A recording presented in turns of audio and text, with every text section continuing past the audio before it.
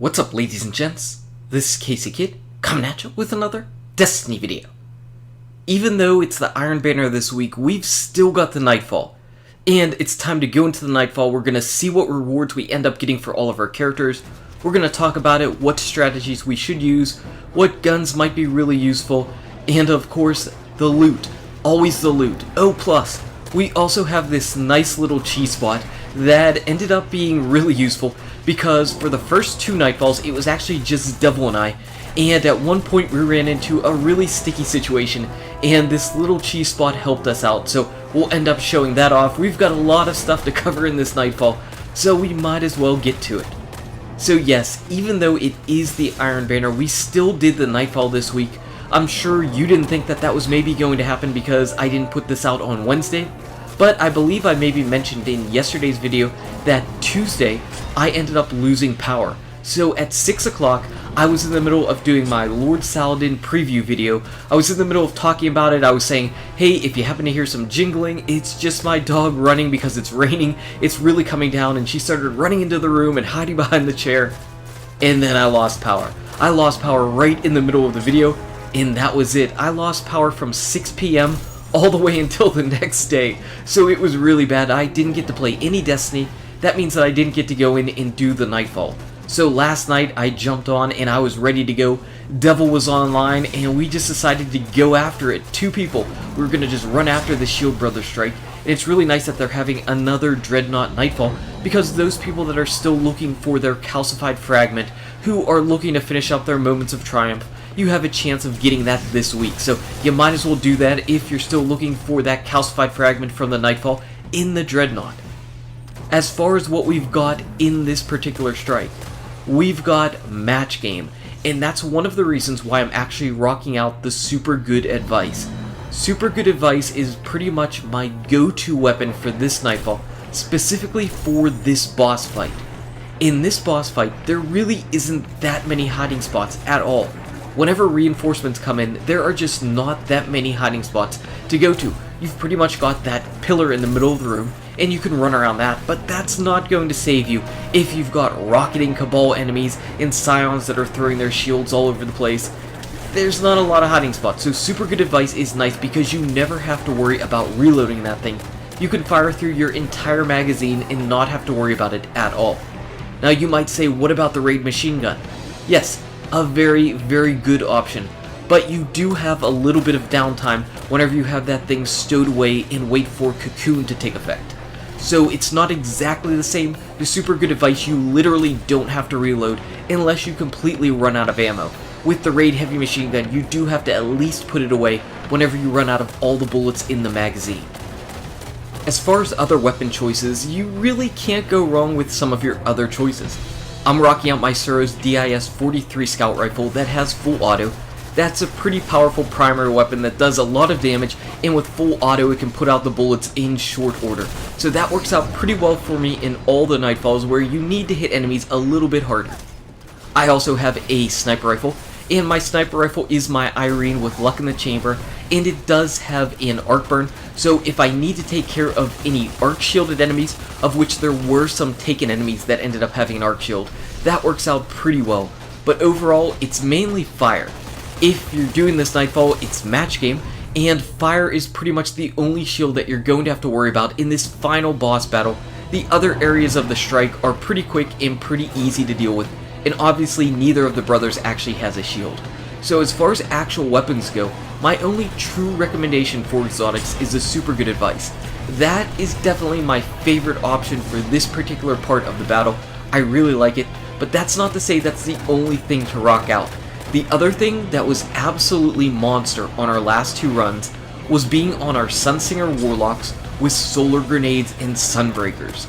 So the solar grenades are absolutely ridiculous because we also have catapult on, which means that pretty much throw your grenades all the time during this Nightfall. You're going to recharge your grenade energy extremely quick, and solar grenades are good because 1, they're matching the solar shields in here, and 2, they're doing a really good job of area of effect denial.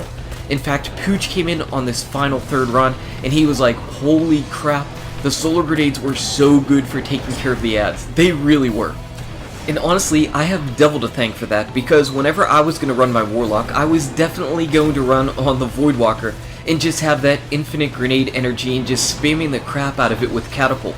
But because Devil and I did a run before that with just he and I, and he was on his Warlock, I saw how effective his solar grenades were with Sunbreakers, and I was like, you know what, I would be foolish to not have this on. And it's definitely true. If you're on your Warlock, Sunbreakers, solar grenades, double burn, that is definitely the way to go for this boss fight. Whenever the reinforcements come in, obviously that is your #1 top priority. Always immediately stop what you're doing on the bosses and focus on the ads if you want to kill this strike, because otherwise it's going to be a nightmare. They're going to swarm you. There's just enough of them to be able to swarm you and to make you feel completely helpless. So please always break off and take care of the ads immediately whenever you see the reinforcements. In fact, it always helps if someone just calls it out, because sometimes in the heat of battle you can miss it, and it's really nice to have your teammates call it out and be like, reinforcements, reinforcements, and you know to immediately stop firing on the boss and then just go and take care of the ads. Once you do that, it is smooth sailing. Obviously, in that last stage, taking care of Volus Maul is the #1 priority, because he follows all over the place and he tries to stomp on you and his lakes of fire and all that good stuff. Oh, and the one other thing you probably saw me doing, and were probably wondering why, is whenever I'm throwing down my grenades or doing pretty much anything, I'm trying to jump in the air as much as possible, and that's because we also have Airborne on. And with Airborne, whenever you're actually in the air, you're dealing out pretty much double the damage to the enemy.